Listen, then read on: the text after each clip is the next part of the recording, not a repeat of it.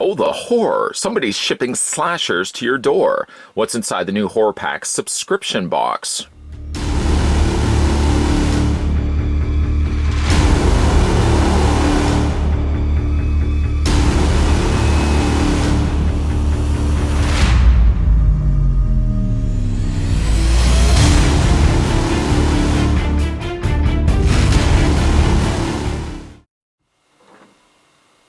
To correct myself slightly, it's not quite a box as it is necessarily an envelope.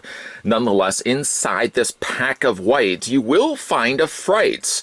I wasn't really planning on rhyming that, but that did actually work out well in the end. Every single month, Horror Pack will deliver to you a selection of not one, not two, not three, but four horror movies in the variety of either Blu-ray or DVD, whatever your preference may be. If you guys are interested in subscribing to the Horror Pack and getting movies delivered right to your door, I'll put the subscription link down below. And you can subscribe today. We're going to go ahead and get this opened up and see what's going on insides. And for that, of course, I'm going to grab myself a knife. I'm going to grab myself Knifey McGee. Good old trusty knife, Knifey McGee. And we're going to go ahead and get the side of the bag opened up. Hope everybody is enjoying the new year so far. A lot of twists and turns so far in 2020. Nonetheless, let's hope for the rest of the year being somewhat better. Nonetheless, we're going to open this up. I'm going to do my best to open this up. Apparently, I'm struggling at this, but we're going to see what we got going on inside. I'm going to pull out one movie at a time, discuss it, digest it. If you guys have certainly seen it for yourself, let me know by all means in the comments section down below. Nonetheless, we're going to open up the first one and see what we got. The first one is Mutants, starring one Michael Ironside, starring one Stephen Bauer. I don't know Stephen Bauer necessarily. Maybe if I saw his face or knew his film credits, I probably would have a better idea. But I certainly know Michael Ironside. A fun enough short story, actually.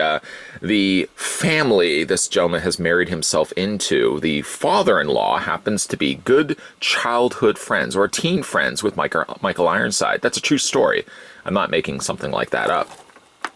On the back of the envelope here, or the back of the movie, we've got 28 days later meets the apocalyptic I Am Legend. The mad scientist is hired by a greedy manufacturer to create an additive designed to make it the most addictive substance in the world. Instead, it changes human beings into savage mutants. Yeah, that could be a bit of a bummer. It changes human beings into savage mutants. We already said that. Only the head of security and his girlfriend. It's odd. I guess maybe they both work at this. Maybe they both work at this place, or sort of one of them has just kind of been dragged along. I would certainly hope this isn't a first date, and the first date they have to attack and save themselves, survive the apocalyptic holocaust of savage mutants. That would be a really good way to spoil a first date. I can imagine the follow-up text to that would be, you seem like a really nice guy, and you know there's always going to be that pause. But I think where I don't really want to have a second date. Well, I don't know. There's not many humans left on this planet. Good luck finding somebody a better fit than me. I think through the process of elimination and the fact that everybody else are savage mutants, I think I'm looking pretty good. If you're saying it's just me, I think you need to be looking around a little bit more. Can stop the plague from spreading worldwide. This was released in 2008. It has a runtime of 90 minutes. Michael Ironside. Never seen this one, actually. I'm trying to think of some of my favorite Michael Ironside films. I really like Hello, Mary Lou, Prom Night 2.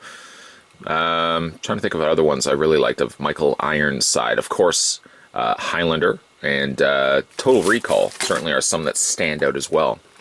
We also have ourselves Don't Breathe. I remember seeing this film. What a good film this was. Best American horror film in 20 years. That apparently is claimed by Jim Hemphill of the Filmmaker magazine, from the creator of Evil Dead. Let's see what we got on the back here.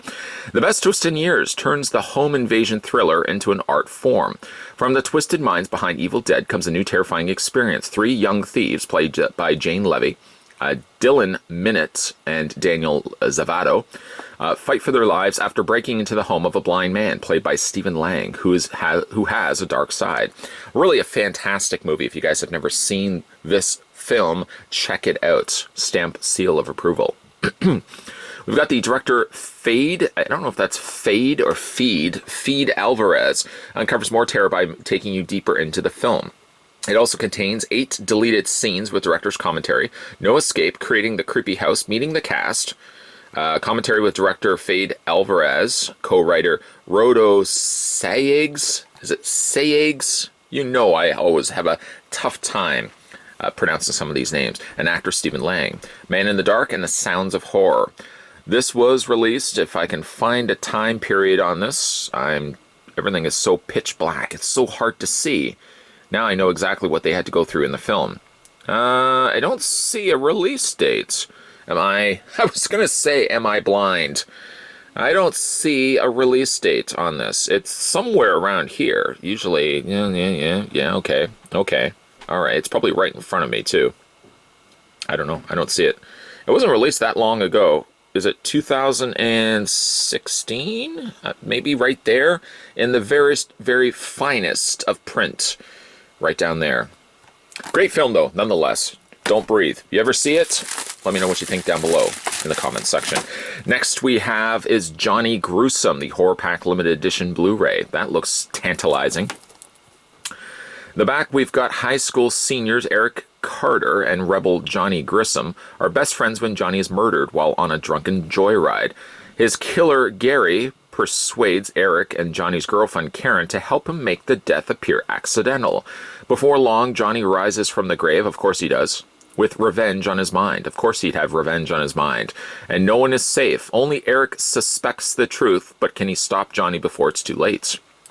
This has a release date. Let's see if I can struggle better at this, or easier. I don't struggle as much. 2017. There, I was able to find it. Runtime is 88 minutes.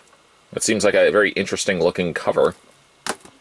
And last but certainly not least, we've got ourselves The Machine, starring Toby Stephens, Katie Lotz, and Dennis Lawson. Kind of looks like Angelina Jolie on the front of the cover. Can you barely make it out? This is The Machine. They rise, we fall. Where does that theme kind of sound somewhat familiar? The Machine is perhaps the closest to Blade Runner that any film has come since 1981. That's a bold statement to make. Deep into a second Cold War, Britain's Ministry of Defense wants a game-changing weapon. Lead scientist Vincent McCarthy, played by Toby Stephens, has developed a cybernetic super soldier dubbed the Machine. When a programming bug, of course it does, causes the prototype to run amok, of course it does, McCarthy takes his obsessive efforts underground. Soon he has perfected the ideal marriage of human and machine in his ultimate creation, a beautiful and dangerous being, by Katie Lotz. That may be the key to ending the war, but a sentience stirring inside the machine puts everyone's plans in jeopardy. I've, of course, not seen this film, but it sort of harks a bit to, like, Ghost in the Shell. I'm kind of feeling that Ghost in the Shell vibe when I'm seeing this. It also kind of reminds me of Cyborg, the old Jean-Claude Van Damme film of the early 80s.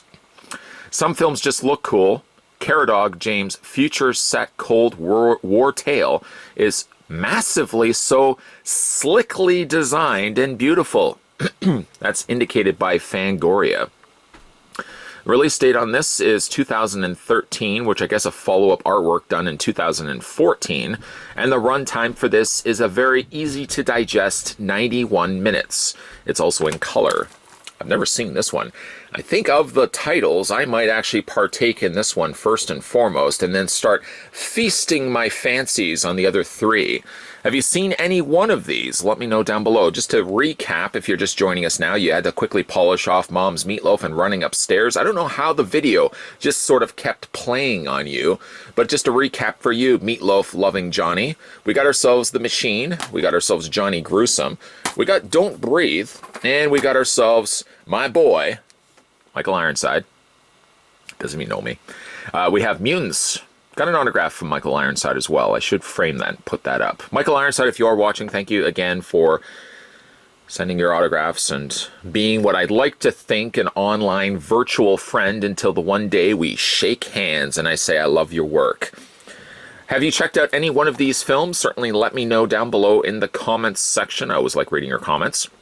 If you are new to this channel, liking the little side banter. Of course, we could just open this up, but along with the roast turkey is, of course, the conversation that gets engaged across the room. Everybody has their little small conversations, and the greater room just has a bunch of overlapping noises. If you're liking all those overlapping noises, how's that for a segue and a comparison?